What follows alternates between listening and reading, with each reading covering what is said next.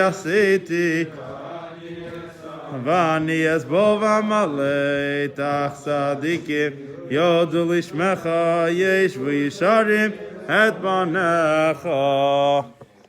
Muito bem, nós estávamos falando sobre conceitos relacionados com a Teshuvah, e nesse período de Aseret Yemei Teshuvah, nesse período dos 10 dias de Teshuvah, nada melhor então do que falar sobre esse assunto.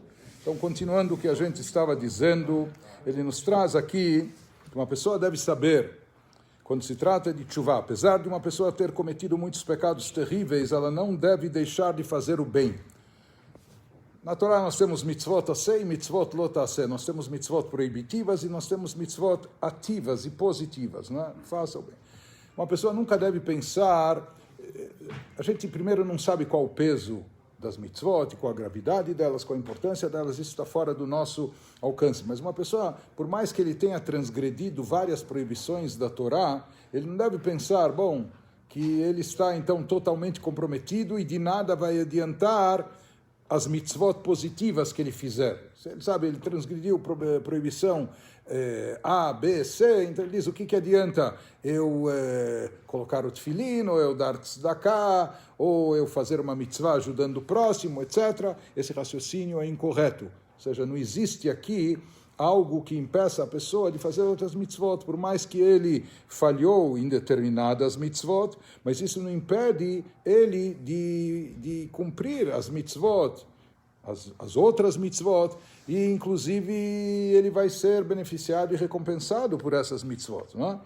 Então ele diz, por mais que uma pessoa, talvez até ela saiba que tenha cometido transgressões e graves, mas não é por isso que ela deve se abster de fazer o bem. Os seus pecados não desfazem o bem. Por mais graves que sejam os pecados, as transgressões que a pessoa cometeu, isso não invalida e não diminui o bem que ela faz. É claro que esse raciocínio tem que se tomar cuidado, esse raciocínio tem dos dois lados. Uma pessoa também não pode pensar, sabe o quê? Ele vai transgredir não sei quantas proibições, mas ele vai dar muita tzedakah. Ou ele vai fazer alguma mitzvah. Cada mitzvah tem o seu valor per si. Então, as mitzvot, as ações positivas que uma pessoa fez não compensam e nem eliminam ou neutralizam as proibições que ele transgrediu. Então, ele vai receber grande recompensa pelas boas ações, pelas mitzvot que ele fez, pelos atos positivos que ele realizou, mas isso não diminui a responsabilidade dele, ou aquilo que ele deve, ou que ele tem a pagar pelos pecados que cometeu. Porém, o vice-versa também se aplica, como nós estamos falando, mesmo uma pessoa que tenha cometido transgressões, ele não deve pensar que as suas mitzvot não têm valor, pelo contrário, que ele continue e faça as mitzvot. E ele nos diz, os pecados seus não desfazem o bem, portanto, o seu mérito permanece completo quando ele se arrepende. Um dia, ele tinha pendências das transgressões cometidas, um dia, se Deus quiser, ele vai fazer logo teshuvah, e a teshuvah vai anular os pecados, as transgressões, e vai ficar todo o mérito das mitzvot que ele acumulou. E ele nos diz, sobre isso está escrito em Kohelet, Eclesiastes, se o espírito do mal se levantar contra ti, não abandones o teu lugar. Quer dizer, mesmo se a pessoa for dominada uma vez por um espírito maligno e fizer o mal, mas aquilo que de bom ela está acostumada a fazer, a pessoa nunca deve pensar, sabe, perdido por 1, perdido por 10, então, sabe, tanto faz como tanto fez. Não. A pessoa deve fazer o bem, continuar fazendo o bem, etc. Ou seja, não renuncie a tudo que é bom entre as coisas que estava acostumado a fazer. Mais do que isso, ele nos fala algo muito interessante, e é bom saber isso, assim o Maimônides traz na Halachá. Por outro lado, se uma pessoa lamentar o bem que fez, todo o bem, só antes de finalizar, a gente vê aqui, até para entender isso, havia um dito que o Baal Shem Tov, o mestre fundador do Hassidismo, costumava repetir muito. Na realidade, isso já consta nos escritos de mais de 1000 anos atrás de Rav Sadia Gaon, que ele dizia, Bemakom sheretzono shel adam sham hu nimtza. Onde está a essência do indivíduo, né? Você pode ter um garoto sentado na sala de aula, mas se está passando na TV a cabo um clássico do europeu, do futebol e etc., ele pode estar fisicamente na classe e ele está lá, né? Mas a cabeça dele está em outro lugar. Onde está a pessoa? Ele diz onde está a vontade da pessoa. Onde de fato, onde realmente se encontra a essência da pessoa, onde se encontra a sua vontade. Assim dizia várias vezes o Baal Shem Tov. A partir disso a gente entende também o conceito de tshuvah. Uma pessoa quando fez um pecado, cometeu uma transgressão, ele fez isso com vontade, com paixão, com desejo, etc. Quando uma pessoa faz uma tshuvah verdadeira, ou seja, o que dá força para a ação é a vontade da pessoa, o desejo, a paixão. Isso é a motivação, esse foi o motivo para a ação, que ele queria. Né? Por que pecou? Filo porque quilo, não é? Ele fez porque, sabe, quis e desejou e etc. Não é? Agora, o que acontece quando uma pessoa faz tshuvah? Antes, o motivo e a razão do pecado, qual foi? A sua vontade, o seu desejo. Só que agora, quando uma pessoa faz uma tshuvah sincera e verdadeira, então o que acontece? Ele retira a sua vontade disso. Hoje ele está arrependido. O que significa estar arrependido? Que ele tem vontade, a sua vontade hoje é que ele nunca tivesse feito isso. Ele preferiria jamais ter feito isso, ele está arrependido do que fez. Em outras palavras, isso seria como um balão que está inflado. O que infla o balão? É a vontade e a motivação. O que levou a pessoa ao pecado foi seu desejo, do seu prazer, da sua satisfação pessoal, o que for. Porém, quando a pessoa faz tshuvah, se arrepende, ela retira a vontade daquele ato, o ato já aconteceu, né? Mas retroativamente, quando ele retira a vontade, isso esvazia o balão, por assim dizer, e isso neutraliza, como anula o pecado, ele vai ser perdoado, certo? Porque tudo depende de onde está a vontade da pessoa. Agora, o que acontece no lado contrário, Chas v'Shalom? Uma pessoa, durante um bom tempo, cumpriu mitzvot, veio na sinagoga, cumpriu mitzvot, deu tzedakah. Então ele diz, só que um dia ele começa a se arrepender de tudo isso. Eu dei demais, ou eu não precisava ter feito isso, não deveria ter feito isso. Então o que acontece com essas mitzvot? Seguindo o mesmo raciocínio, o que alimenta as nossas ações, onde está a essência, a nossa vontade. Por isso ele diz, uma pessoa deve saber, se uma pessoa lamentar o bem que fez, todo o bem está perdido. Aquele bem que era dele, estava acreditado na ficha dele, todas essas mitzvot que ele fez. Porém, se um dia, sei lá, não importa se uma semana depois ou 10 anos depois, se ele disser, eu perdi tempo fazendo isso, eu não precisava, eu gastei demais com as tzedakot, etc. Alguém pode pensar, puxa, mas ele já fez. Não é bem assim. Em termos espirituais, se a pessoa se arrepende do bem que fez, esse bem é desconectado dele, é tirado do seu crédito. Por isso, uma pessoa nunca deve, da mesma forma que a gente deve se arrepender dos pecados, das nossas falhas, jamais a pessoa deve se arrepender do bem que fez, mesmo achando que isso custou demais ou fez demais e etc. Continua nos dizendo, embora uma pessoa tenha vivido uma vida totalmente afastada de Hashem, de Deus, ela não deve perder a esperança e sentir que é impossível mudar o seu modo de vida.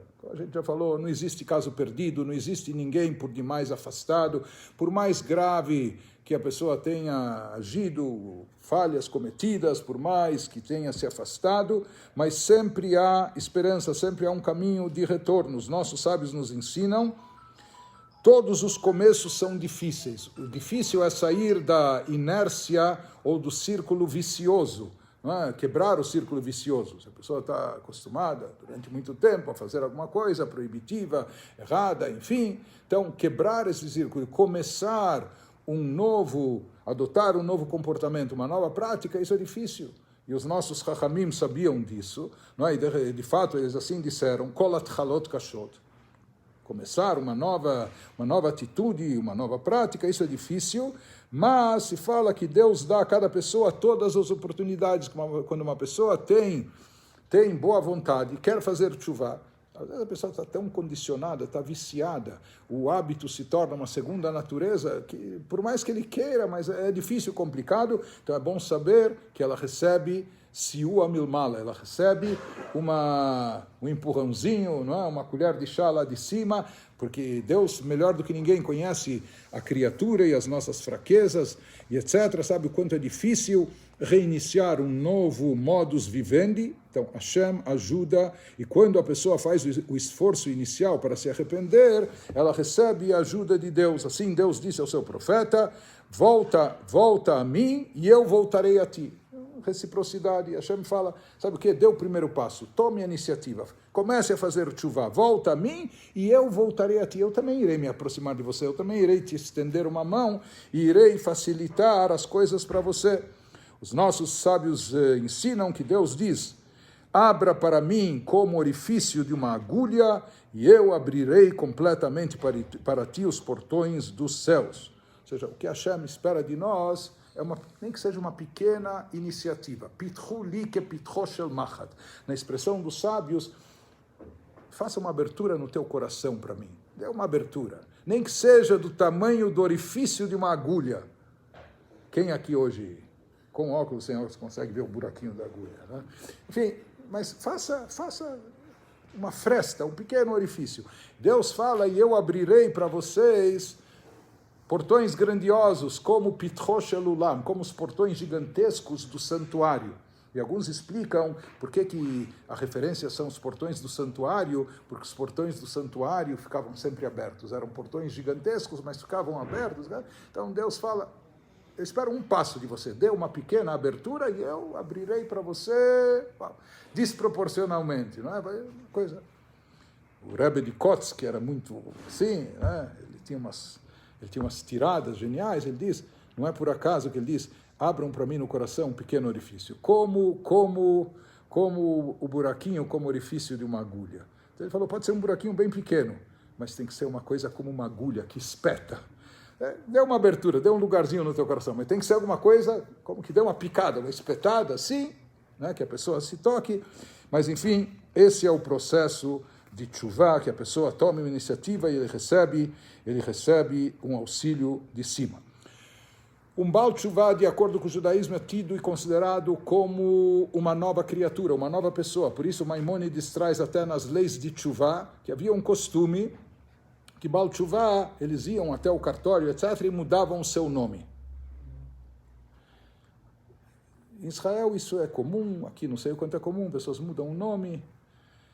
Tem alguns que mudam nome, mudam sobrenome, não gostou do nome que os pais deram. Uns mudam sobrenome, enfim. Só que, por exemplo, eu imagino que todos esses países pode até mudar o nome, mas você não pode mudar o número do teu documento, que é onde você está cadastrado, fechado, o teu SIC RG, porque senão, né? Agora, isso, ou seja, em termos... Maimônides fala, tem o costume do Baal Tshuva que ele mudava de nome também, como dizendo... eu sou uma outra pessoa. Aquele que fez aquelas coisas, às vezes até aquelas atrocidades, não está mais aqui. Não existe mais. Esses com quem vocês estão falando, eu sou uma nova pessoa.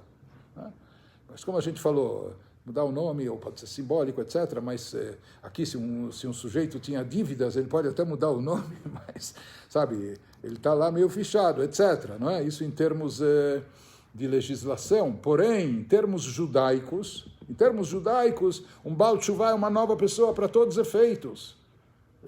Muda o RG, o SIC, cancela as dívidas, é uma outra pessoa. Por isso nem cabe cobrar dele, etc. Né? Ele é um novo indivíduo, de fato, como uma nova criatura. Por isso é pecado extremamente grave lembrar a uma pessoa que se arrependeu das suas ações anteriores. Se fala que é um grande pecado constranger uma pessoa, mas até o ano passado, não sei quando, eu me lembro daqueles bons anos, sabe o que você fazia, você aprontava. Então, além disso ser humilhante, constrangedor, e essa pessoa hoje já está arrependida desses atos e não se identifica com isso, etc. Mesmo alguém que faça isso como brincando, debochando, então ele nos diz, quem faz é culpado de violar o mandamento, não fareis vexame mútuo, etc. Não é? E, como a gente falou, isso, na verdade, não corresponde, porque essa pessoa que fez tshuva, efetivamente, é considerada uma nova criatura, uma nova pessoa, e por isso não se deve vincular e atribuir aqueles atos anteriores para ele. Né?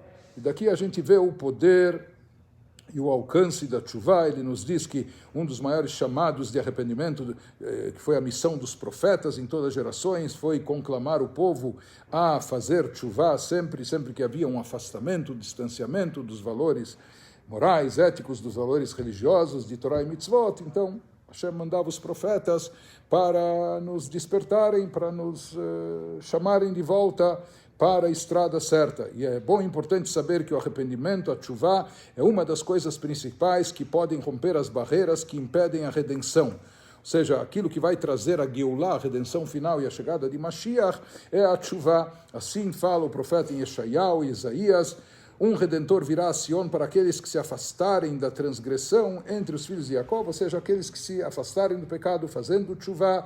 Por isso há uma tradição de que se todo Yehudi se arrependesse, se voltasse para Deus, nem que fosse por apenas um dia, a redenção viria imediatamente.